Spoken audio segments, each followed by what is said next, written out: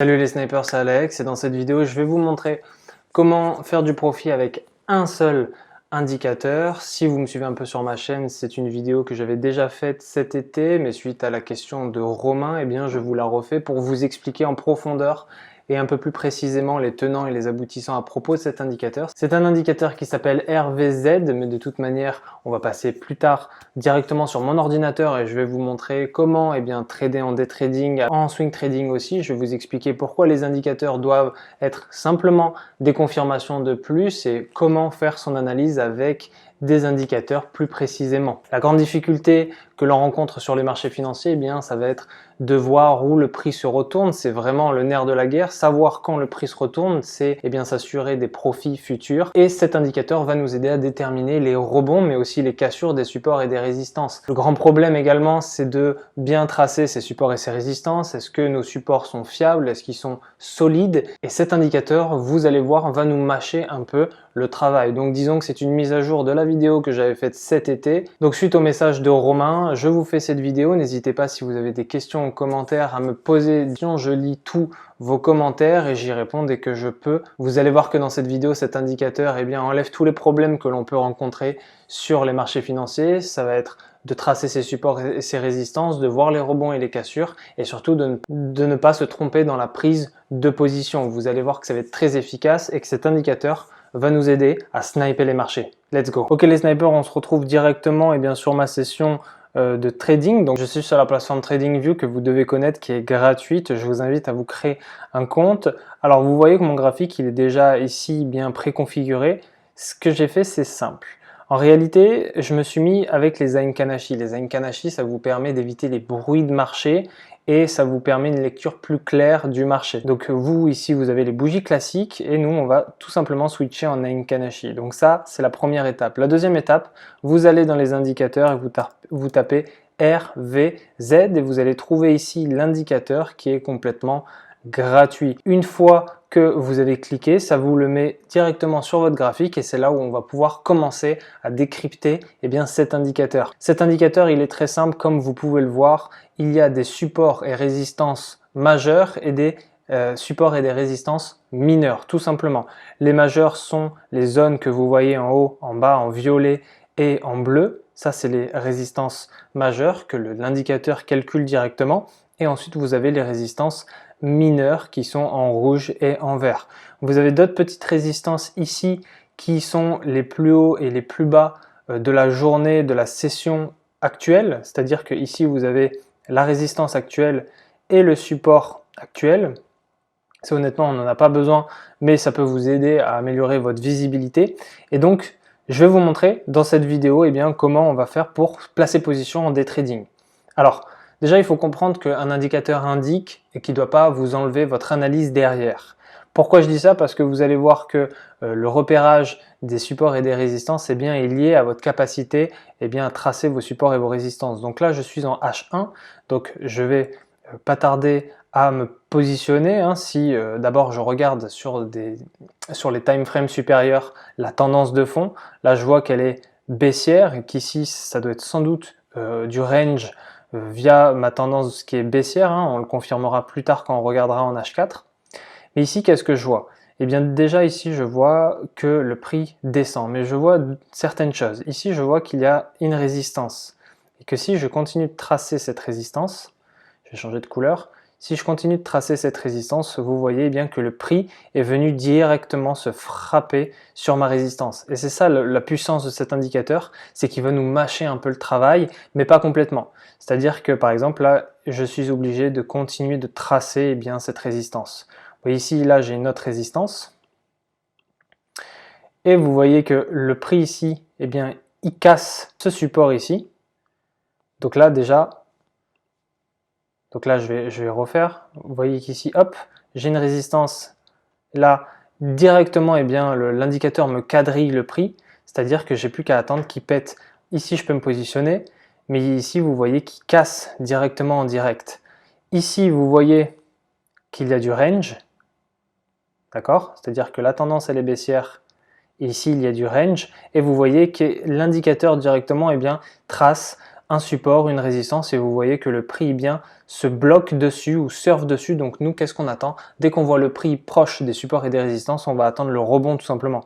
On voit qu'ici ça rebondit, on peut se placer ici et manger jusque par exemple à la prochaine zone que l'indicateur nous trace. C'est pour ça qu'il va falloir regarder les supports majeurs, les résistances majeures, mais surtout les supports et les résistances mineures qui vont nous être d'une très grande utilité ici. Vous voyez ici, cette zone, elle est très intéressante parce que si je la continue comme ça, vous voyez que ça me fait un take profit. Par exemple, si je me place ici, je place mon stop loss ici et je vais placer par exemple mon TP soit ici, soit ici. Vous voyez que mon prix ici rebondit, fait une petite correction et rebondit encore sur la résistance que mon indicateur a tracée. Donc c'est très très puissant et vous voyez qu'il continue sa chute donc vers le prochain support majeur. Donc c'est très très très puissant cet indicateur. Honnêtement, il peut vous aider dans toutes vos analyses. Vous voyez qu'ici par exemple le prix rebondit, il peut être très puissant, il vous fait gagner du temps, mais et vous verrez un peu plus loin dans la vidéo qui ne doit pas remplacer votre analyse technique. Un indicateur est là pour nous donner une confirmation de plus. Honnêtement, il ne faut pas simplement utiliser l'indicateur et oublier son analyse technique, sauf dans certains cas avec des indicateurs tout en un style l'Ishimoku. Mais même avec l'Ishimoku, moi je vous invite quand même tout de même à faire votre analyse. Un indicateur indique et c'est pour ça qu'il ne faut pas non plus remplacer le rôle qu'il peut avoir. Donc là, c'était l'analyse en day trading. Donc imaginons qu'on est un peu flemmard et qu'on fait simplement notre analyse en H1. Vous voyez que déjà l'indicateur nous donne beaucoup de valeurs, beaucoup de données que nous on va pouvoir exploiter. Si vous êtes un day trader, je vous invite toujours à regarder la tendance de fond sur les time frames supérieurs, mais vous voyez que déjà simplement en restant sur du H1, c'est très puissant. Donc pour la suite de cette vidéo, on va monter sur du H4 et on va mieux comprendre l'indicateur. Donc vous voyez que déjà en H4, il est très fourni et il peut être assez illisible par moment. Ce que je vous invite à faire, c'est directement de baisser certaines choses qui vont être un peu plus légères sur du H4. Ici, on va aussi baisser la couleur. Voilà, déjà on a quelque chose d'un peu plus lisible. Qu'est-ce qu'on voit ici? Eh bien, moi ce que je vous invite à faire quand vous êtes sur du H4 comme ça, c'est de soit changer l'apparence des supports ou alors soit de les retracer par dessus. Ce qui est intéressant en swing trading, ça va être plutôt les supports et les résistances majeures parce que c'est ça qui vont nous intéresser parce que les retournements vont être beaucoup moins fréquents et donc beaucoup plus importants. Et donc, je vous invite tout simplement à enlever les petits supports et les résistances ici. Ça vous l'enlevez, tout ça vous enlevez et vous gardez simplement, ça vous enlevez et vous gardez simplement les grands supports et les grandes résistances. Et vous voyez qu'ici par exemple, ici ça marche très bien, ici ça marche également très bien, ici aussi. Vous voyez qu'ici si je continue, ça fonctionne très bien aussi. Ça vous fait des zones et les supports et les résistances ne sont pas des traits, mais c'est des zones. Donc c'est très important aussi de le comprendre.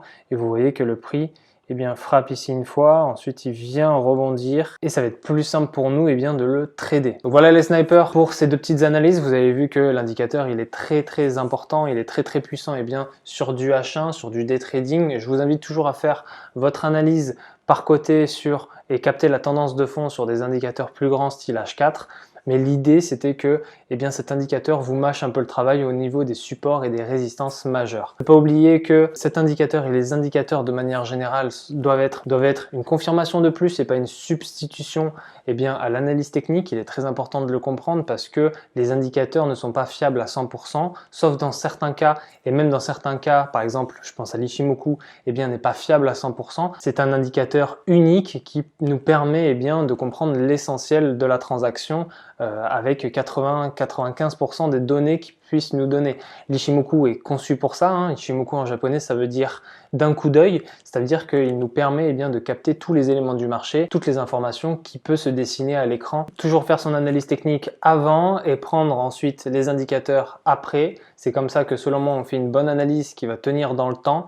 Parce que si vous vous placez sur des longs time frames, il va falloir être sûr de A à Z. On arrive à la fin de cette vidéo les snipers. C'était une petite vidéo pour vous expliquer un peu plus en détail les tenants, les aboutissants de cet indicateur. Cet indicateur est pour moi une pièce des fondations de votre setup, c'est-à-dire qu'il va falloir peut-être ajouter d'autres indicateurs si vous souhaitez faire plus de profit encore, mais ne blindez pas non plus votre graphique de trop d'indicateurs. Pensez au minimalisme, cet indicateur peut vous aider quand vous commencez à comprendre un peu les supports et les résistances, mais ensuite vous pouvez aussi l'enlever et passer à autre chose directement, et c'est toujours mieux quand c'est nous-mêmes qui traçons nos supports et nos résistances. Cet indicateur est très utile, très puissant, et je vous invite à l'utiliser et à en comprendre les tenants et les aboutissants, tant en l'essayant à l'entraînement en compte démo par exemple. On arrive à la fin de cette vidéo les snipers. Si vous souhaitez devenir un sniper aguerri, il y a 1 heure de formation offerte, lien dans la description.